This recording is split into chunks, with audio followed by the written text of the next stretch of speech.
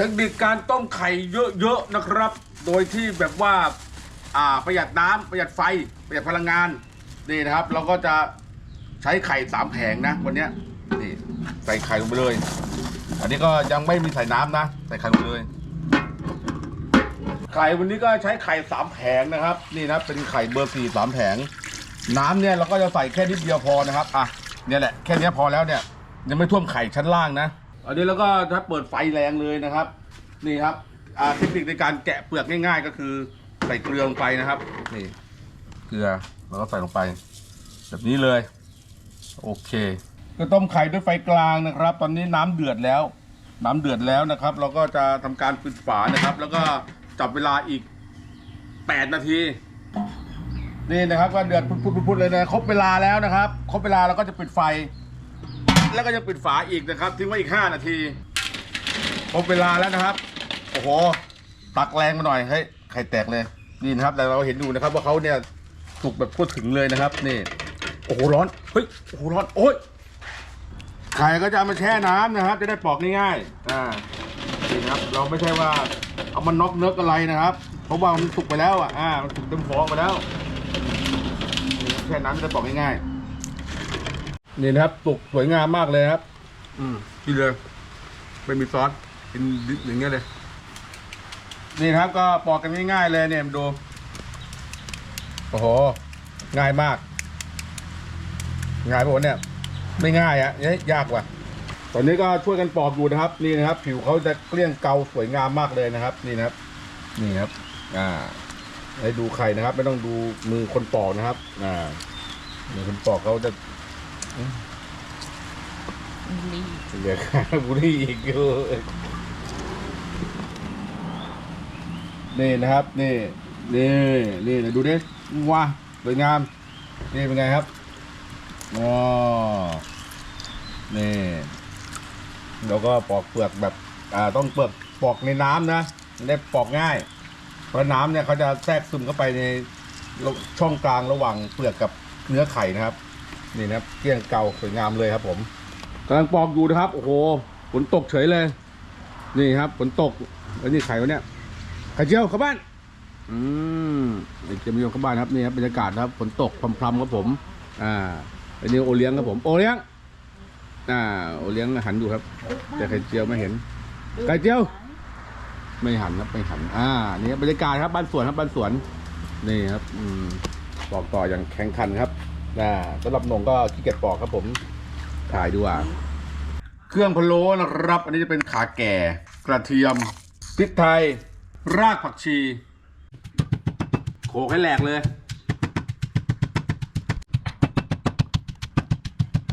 เครื่องก็โขลกให้แหลกประมาณนี้เลยนะครับพักไว้ตักไว้อันนี้เราก็จะทำในหม้อเลยนะครับนี่นะครับตั้งกระทะใส่น้ำมันทำในหม้อใส่น้ำมันแล้วก็เครื่องที่เราโขลกไว้นะครับใส่ลงไปเลย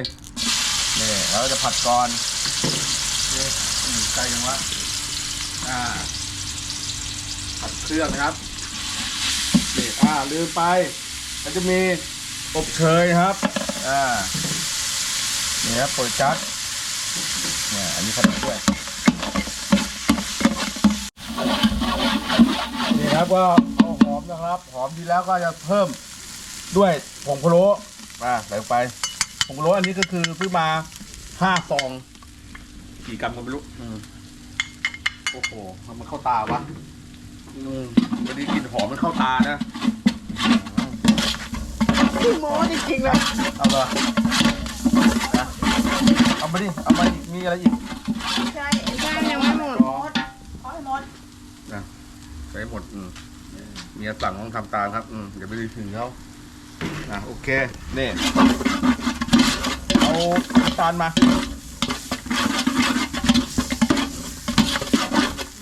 เราจะคั่วไปเรื่อยๆนะครับนี่ครับเราจะใช้น้ำตาลเนี่ย1 กิโลกรัมนะครับเป็นน้ำตาลปี๊บนี่นะครับเราจะปิ้นเข้าไปเลยนะครับปิ้นแบบนี้เนี่ยเดี๋ยวไฟไหม้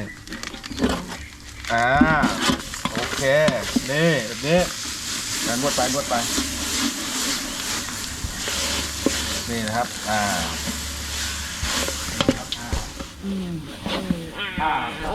ไปไหนอะเดินไปไหนนะ ก็จะมีน้ำปลาด้วยนะครับ นี่นะครับ เราจะเคี่ยวน้ำตาลกับน้ำปลาเนี่ยในแบบว่าหอมเลยนะครับนี่ครับน้ำปลาเหลือเท่าไหร่ไม่รู้นะครับใช้หมดเลย หมดขวดแล้วเนี่ยเมื่อกี้น่าจะอยู่ประมาณ100 ml ได้ป่ะไม่ถึงอะ ได้ นะ อาจจะได้ น่าจะได้เหรอขวดนี่โอ้ยกลินนี่ก็จะหอมมากเลยครับนี่เดี๋ยวเราจะเคี่ยวนี่โอ้โหหอมมากอ่ะเดี๋ยวเราจะเคี่ยวให้เขาเปลี่ยนสีนะครับ ให้น้ำตาลเนี่ยเปลี่ยนสีเป็นสีน้ำตาลเข้มเลยขาหมูที่ใช้ที่จะเป็นขาหมูเลาะนะครับเราก็จะหั่นเป็นชิ้นๆพอดีคำนะครับ ก็แล้วแต่นะครับจะคำเล็กคำใหญ่ตามชอบเลยน้ำตาลปี๊บ1 กิโลเกรงว่าจะไม่พอนะครับนี่ครับเพิ่มอีกครึ่งกิโลกรัมเลยดีกว่าเมนูนี้เราต้องติดหวานนะครับติดหวานนี่แบบนี้นี่โอเคเคี่ยวต่อเลยนี่นะครับเราจะเคี่ยวน้ำตาลแบบอย่างนี้เลยนะครับสีแบบเปลี่ยนไปแล้วเนี่ยน้ำตาลเข้มไปเลยเนี่ยมองอะไรไม่รู้เรื่องเลยป่ะเดี๋ยวเราก็จะใส่ขาหมูนะครับนี่นะครับขาหมูใส่ลงไปเลยปึ๊บโอเคนี่เดี๋ยวเราก็จะผัดขาหมูไปอย่างนี้เลยนะครับจะเพิ่มเกลือไปอีกนะครับ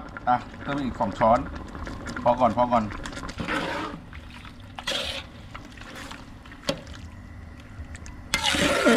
หมูรัดตัวดีแล้วก็จะใส่ซีอิ๊วดำซีอิ๊วดำนี่ก็ประมาณ5 ช้อนนะครับไม่พอเดี๋ยวค่อยเพิ่มทีหลังก็ได้แต่เนี้ยใส่ไปที่นี่ก่อนแล้วก็คนนี่ครับสีเข้มปีมาจริงเลยเนี่ยเห็นป่ะต่อไปก็ใส่น้ำนะครับน้ำนี่เราก็ใส่ไม่ต้องเยอะนะครับเอาแค่พอท่วมนิดหน่อยเพราะว่าเดี๋ยวเราจะใส่ไข่โอเคเดี๋ยวเราก็ตามด้วยไข่ต้มนะครับใส่ไงวะเนี่ยค่อยใส่แล้วกันทีละฟองไข่เยอะเดี๋ยวมันก็ฉอกนะใส่ทีละฟองแล้วกันเรามีอีกวิธีหนึ่งเนี่ยมาโทษแบบนี้นี่นิ่มโอเคนี่นะครับปุ๊บโอเคนี่นะครับแล้วก็จะตุ๋นด้วยไฟอ่อนนะครับ5 ชั่วโมงนะครับปิดฝาตุ๋นกันยาวๆเลยนี่เราก็ต้มครบเวลาแล้วนะครับ5 ชั่วโมงมาชิมรสชาติกัน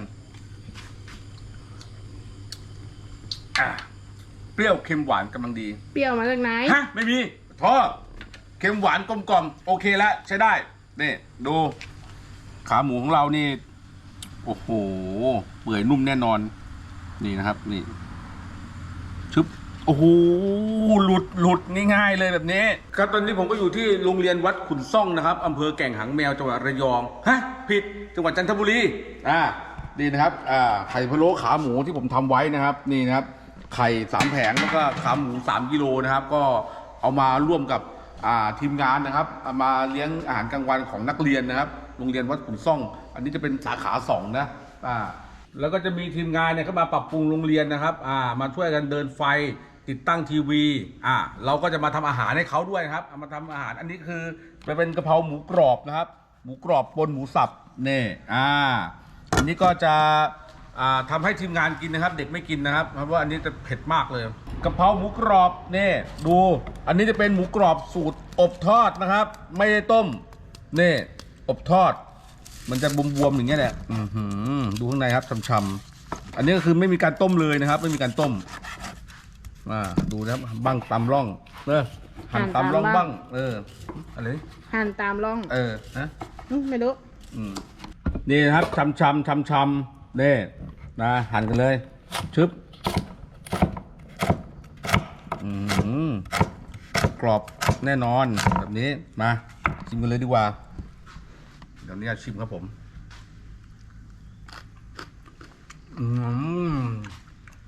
วันนี้เราก็จะมาทำกิจกรรม CSR นะครับนี่ที่โรงเรียนวัดเขาไม่ใช่โรงเรียนวัดขุนซ่องอำเภอแก่งหางแมวจังหวัดจันทบุรีนะครับก็อันนี้จะเป็นห้องสมุดเคลื่อนที่นะครับเป็นสาขา2นะครับห้องเรียนเคลื่อนที่ห้องเรียนเคลื่อนที่นี่นะครับโรงเรียนวัดขุนซ่องไปดูกันปะวันนี้เรามาทำอะไรกันนะก็จะมาทำเดินไฟแล้วก็มีกิจกรรมให้อาหารกลางวันด้วยเลี้ยงอาหารกลางวันเลี้ยงไม่ใจ พี่โน้ตไปช่วยต่อเทียนโซลาร์เซลล์หน่อย ทำไฟแล้วก็จะมาติดตั้งทีวีให้นะครับ ผมตรงนี้หน่อย ทีวีนี่จะเป็นประมาณ 55 นิ้ว เป็นรอดเหรอ 55 นิ้วครูบอกใหญ่ไปนะครับ เอาแค่นี้พอครับ อันนี้กี่นิ้วเนี่ย ไม่รู้ 32 ประมาณนี้ นี่เป็นทีวีให้โรงเรียนเขานะครับ เพราะโรงเรียนเขาพังแล้วเก่าแล้วห้องนี้ก็น่าจะเป็นห้องคอมเพราะคอมพิวเตอร์เพียบเลย อันนี้เราก็จะมาปรับปรุงไฟฟ้านะครับ นี่ครับ โอ้ช่างไฟครับบันไดสูงมากเลยอันตรายมาก โอ้ น่ากลัว ไปเถอะ อันนี้จะมีพริกกระเทียมแล้วจะมีดอกกะเพราด้วยนะครับ นี่นะครับ ใส่มาด้วยนะครับ อ่ะ ใส่ไปเลย นี่ โอ้โห ไฟไม่แรงเลยเว้ยไฟเงียบๆ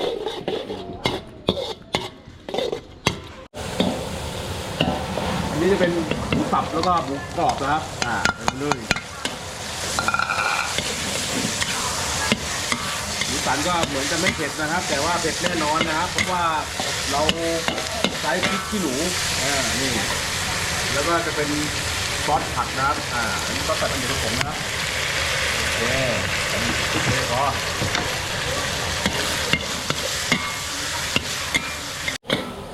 ตอนชิมวันนี้ตอนชิมดิ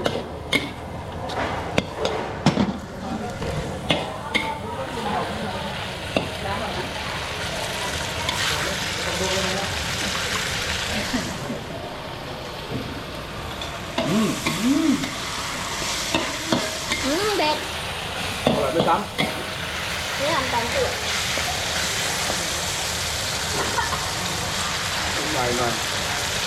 โรยก่อนนี่ พอ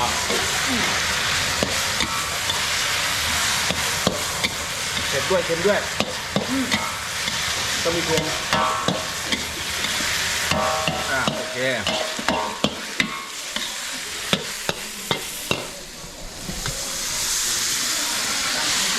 นี่อันนี้จะให้ทีมงานครับเดี๋ยวเราจะเบิ้ลกระทะป๋องเลย วันละชิ้นลูกเอาไหนที่เอาลูกคนชิ้นเดียว นี่นะครับอันนี้ก็เอาไข่พะโล้มาร่วมด้วยนะครับนี่ครับเขามีกับข้าวอย่างอื่นด้วยนะครับมีหมูกระเทียมมีหลายๆอย่างนะครับ เอาขนมลูก เอาขนมด้วยครับ ขนมลูก ด้วยครับนี่ครับเอาของไปแจกเยอะเลยครับผมนี่ดูนะครับมีผักมีหมูอ่า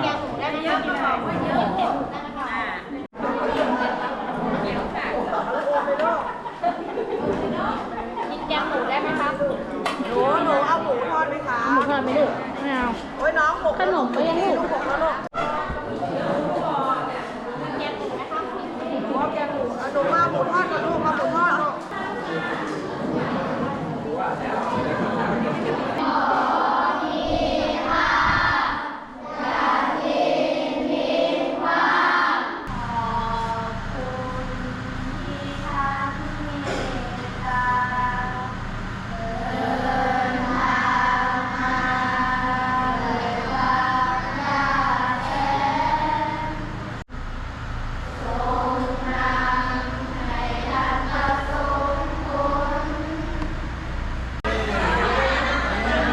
ก็จบไปแล้วนะครับสำหรับกิจกรรมเลี้ยงอาหารกลางวันเด็กๆนะครับก็